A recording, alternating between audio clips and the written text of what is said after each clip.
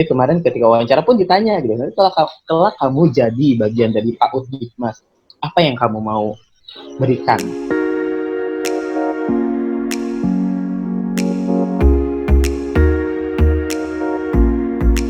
Assalamualaikum teman-teman semua. Waalaikumsalam warahmatullahi wabarakatuh.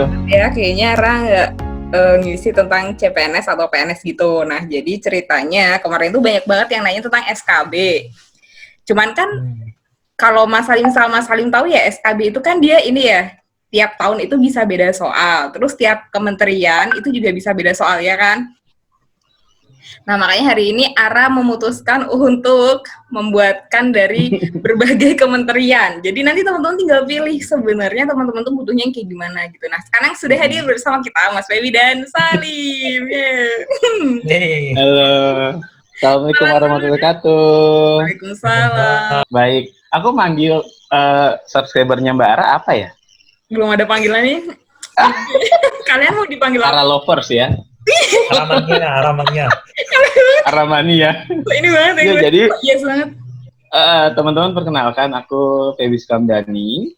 Saat ini mengabdi di Kementerian Pendidikan dan Kebudayaan.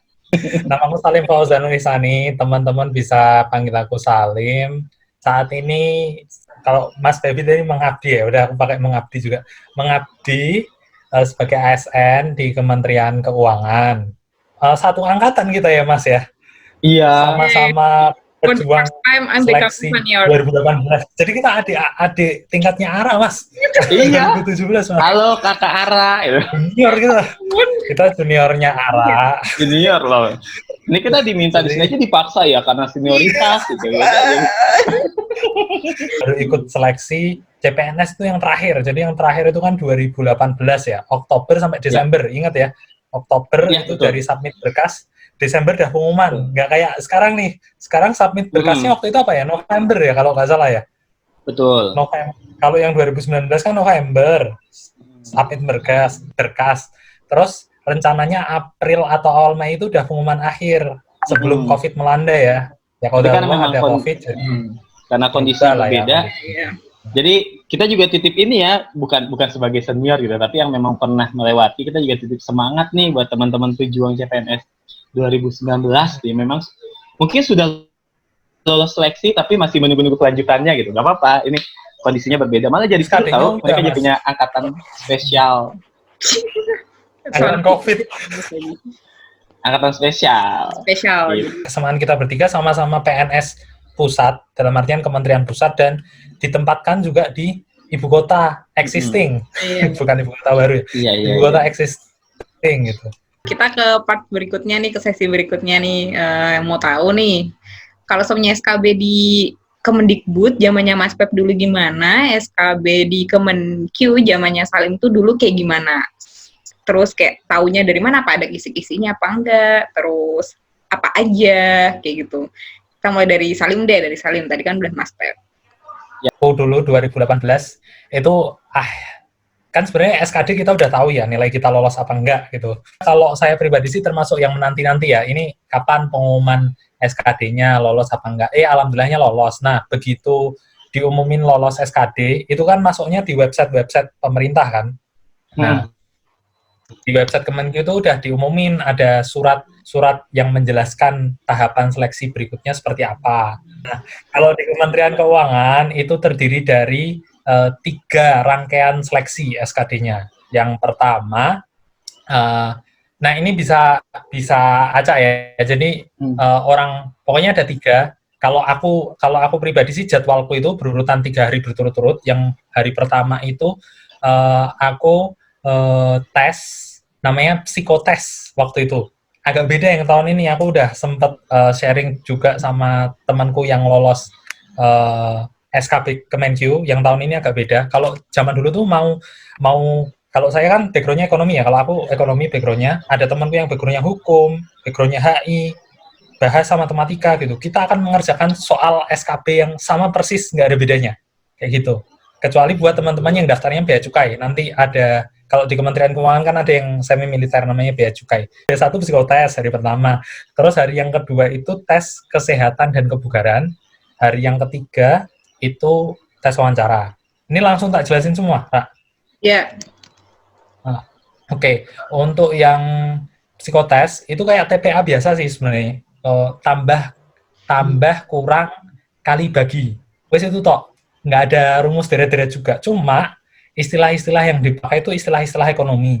Dan angkanya itu miliaran. Jadi ada kayak tabel gitu kan. Tabel, ekspor, impor. Terus ada negara-negaranya. Nggak ada istilah ekspor di tabelnya itu cuma ada in dan out gitu aja. Terus yang ditanyain tuh pakai istilah ekonomi. Jadi ini kan ada bulan-bulannya gitu ya. Suruh menghitung ekspor Indonesia ke Jepang kuartal pertama. Kuartal itu kan kita harus tahu tuh. Kuartal itu berarti bulan apa aja.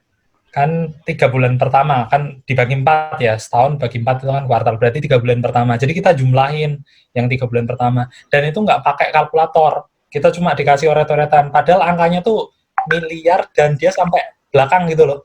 Sampai angka yang paling belakang tuh bukan 0000 gitu, tapi angka semua. Jadi itu memang agak ya memaksa kita untuk berpikir cepat tanpa memandang jurusannya apa. Walaupun memang kan nanti di rankingnya berdasarkan formasi masing-masing ya. Dalam artian saya anak ekonomi ya bersaingnya dengan teman-teman formasi saya di ekonomi. Yang anak bahasa juga di rankingnya dengan anak-anak bahasa sesuai formasi yang dia daftar. Jadi nggak masalah sebenarnya. Nah, itu hari pertama psikotes. Dan ketika selesai, nggak kayak SKD, nilainya nggak langsung keluar. Terus, tapi malamnya itu keluar di websitenya Kemenkyu. Jadi kita kayak masukin password, malamnya itu kita keluar nilai kita, dan ada passing grade-nya juga. Besoknya, karena aku lolos, besoknya berangkat lagi kan. Tes kesehatan dan kebugaran. Nah, waktu itu tuh kebetulan banget lagi batuk pilek meriang gitu kan. Pas saya mau tes kesehatan, alhamdulillah sih pas di tes dokter itu lolos. Dalam artian lolos itu, jadi sebelum mau lari kita tuh ada dokter yang meriksa apakah yang meriksa standar sih pakai stetoskop gitu kan, terus dicek varises apa enggak, terus minus berapa. Tujuannya adalah untuk kayak diberikan poin dan diizinkan untuk lari atau enggak, karena ada juga yang tidak diizinkan untuk lari, mungkin kurang sehat apa gimana gitu. Terus kebugaran, kan namanya TKK, tes kesehatan kebugaran. Kebugarannya itu terdiri dari 3 hal. Jadi 3, yang nomor 2 ini punya anak lagi, 4 kan, kesehatan, terus kebugarannya ada 3 gitu. Nah, 3 itu yang pertama lari 12 menit. Jadi nanti dihitung selama 12 menit itu dapat berapa meter. Terus yang kedua sit up, ada 4. Yang kedua push up 1 menit dapat berapa. Terus sit up 1 menit dapat berapa, sama yang terakhir itu shuttle run, bentuk angka 8 dalam jarak tertentu sebanyak 3 kali, nanti dihitung detiknya berapa. Nah, sama juga malamnya itu kita juga keluar apakah nilai kita, jadi poin-poin tadi dikasih pembobotan gitu, nilainya berapa nanti dalam satuan angka dia. Nilaiku tuh waktu itu 44, passing grade-nya 50, jadi hari kedua itu agak drama sih buat aku pribadi. Wah, passing grade-nya 50, skorku 44 doang kan. Aku udah mikir tuh, aduh udah gak lolos sih, besok ikut wawancara nggak ya? Udah agak males gitu rasanya. Tapi ya udahlah, berangkat wawancara. Nah, akhirnya hari besoknya tuh wawancara. Nah, di wawancara ini ada 2 orang dari pihak Kemenkyu. Saya nggak tahu sih mereka itu dari pihak internal apa orang yang di-hire, orang profesional yang di-hire gitu ya, karena memang nggak memperkenalkan diri juga waktu itu background-nya. Nah, mereka menanyakan hal-hal umum sebenarnya, bukan kayak suruh jelasin konsep teori inflasi atau teori tentang kebijakan publik, itu enggak. Tapi lebih ditanya zaman dulu di kuliah ya, karena waktu itu saya masih fresh grade lah hitungannya, masih setahun dari lulus gitu kan. Ditanya kontribusi terbesar di organisasi pas kuliah seperti apa, makna-makna umum tentang leadership gitu sih, sama teamwork. Udah selesai, malamnya itu juga keluar skornya seperti apa. Udah seperti itu. Oh, akhir dramanya tadi karena aku awalnya nganggap diriku gak lolos gitu kan. Nah, ternyata ada revisi passing grade dari Kementerian Keuangan untuk tes kebugaran. Yang awalnya 50 diturunin jadi 35. Nah, jadi kebayang kalau hari itu aku memutuskan untuk nggak berangkat wawancara. Kalau wawancara sih alhamdulillah lolos passing grade ya diriku. Itu menyesalnya bukan main ya. Iya. Orang nilainya ini gitu. Ya itu mungkin Mas Feby yang bisa aku share. Kalau yang tahun ini kayaknya aspek-aspek lari itu masih ada deh di Kementerian Keuangan. Makasih ya, Lim. Berikutnya Ya, Mas Feby nih, coba Mas Feby sekarang yang cerita. Yang udah 8 tahun bekerja di sebuah perusahaan keren. Nggak boleh disebut ya? PNS, gitu kan. Boleh sih. Emang boleh disebut? Nggak berkenan. Boleh disebut. Boleh lah, Mas. Boleh, aku Kalau takut saya sih boleh, kan channelnya Ara. Iya, ya. Ini kan channelnya Are ya, tadi yang edit sendiri ya. Aku nyebut merek semua, merek Ya, semua minuman makanan, biar diedit sama Ara. Yang sebut nama pimpinan juga nggak apa-apa. Kalau itu agak nggak usah sih, jangan. Menterinya udah terkenal menyebut. Waduh. Yang seingatku ya, ya SKD rasanya sama Mas Salim ya, tanggal berapa itu berapa. SKB-nya pun, nah SKB-nya akan berbeda tentunya kan. Kalau SKD kan semua CPNS dia pilih apapun kan sama ya, bareng-bareng juga kan. Nah kalau SKB-nya itu prosesnya itu adalah kita di Kemendikbud itu ada 2 hari. Hari pertama wawancara, ya kalau salah hari kedua baru pengerjaan soal-soal seperti SKD. Sama-sama CAT.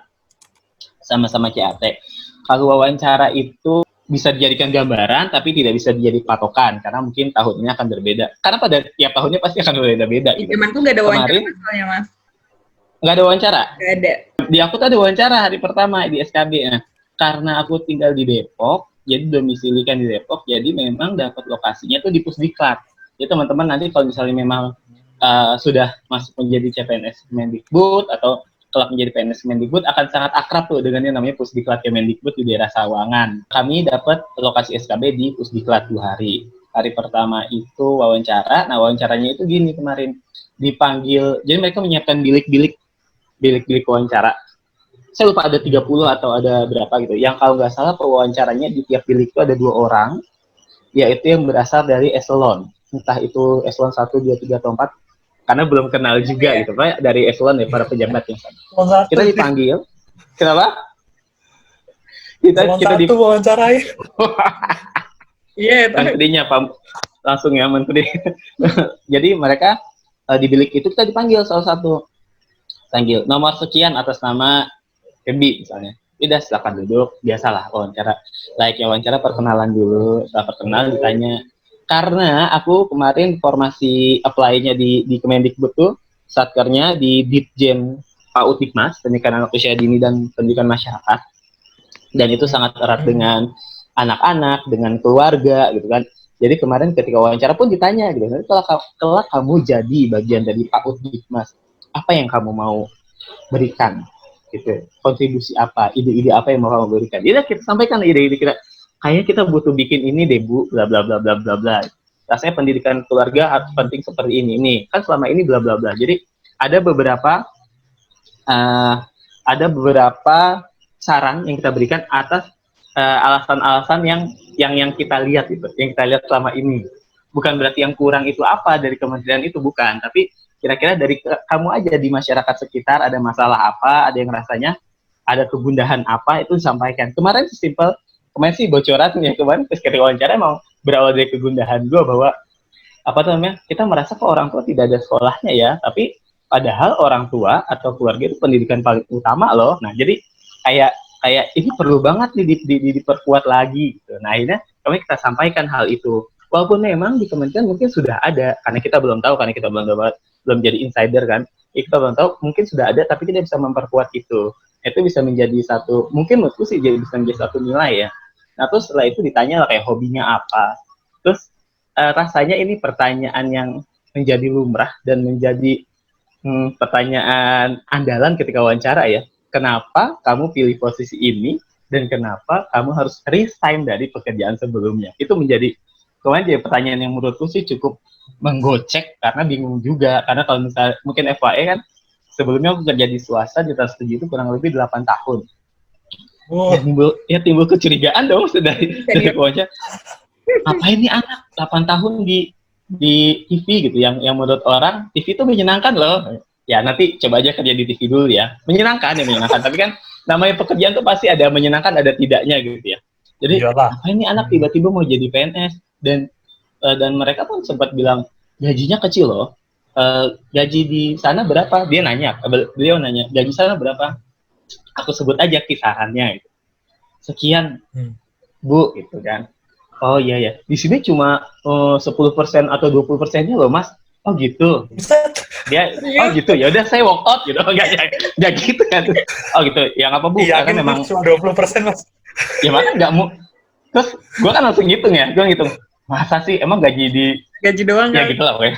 Ya gitu lah. Oh, gaji Ya intinya gaji presentasi itu pokok tidak benar lah.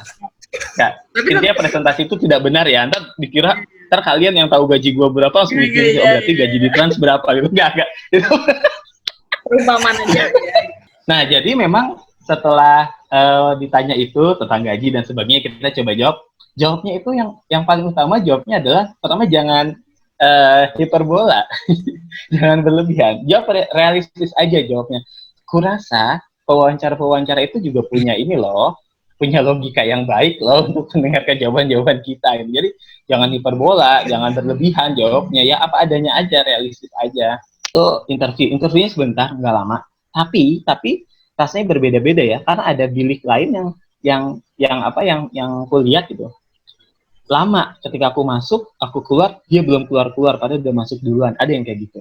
Kayak tergantung juga pembahasan di dalamnya gitu. Ada yang cepet banget juga.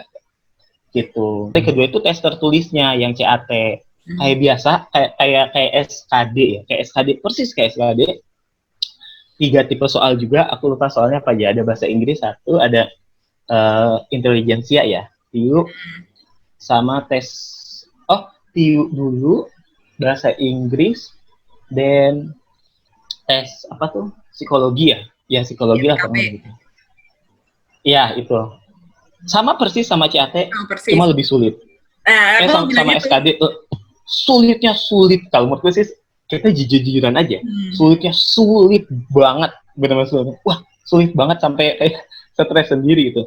Cuma kemarin ketika bahasa Inggris rasanya agak nggak menakutkan yang dibayangkan gitu. Ternyata bahasa Inggrisnya tidak level advance kemarin pas kami ujian itu. Lanjut ya, kita ke sesi berikutnya nih. Mau tanya tips dan triknya nih dari Mas Pep, dari Salim. Dari Salim gimana nih tips dan trik buat menghadapi SKB?